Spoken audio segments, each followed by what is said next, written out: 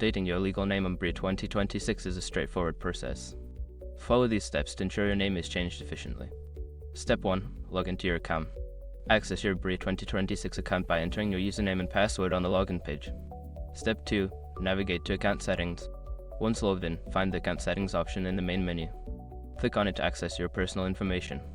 Step 3. Select Name Change option. Look for the Name Change or Update Legal Name section within the account settings.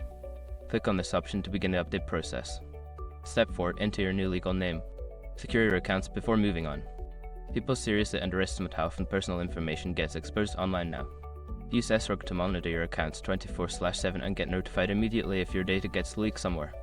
It runs in the background, constantly scanning billions of breach records. And honestly, for how cheap it is compared to the value you get, it's worth it. Link in the description.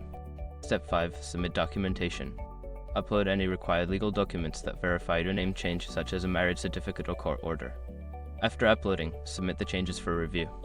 Once you have completed these steps, you should receive a confirmation email regarding your name update. If you have any issues, contact Bria support for assistance.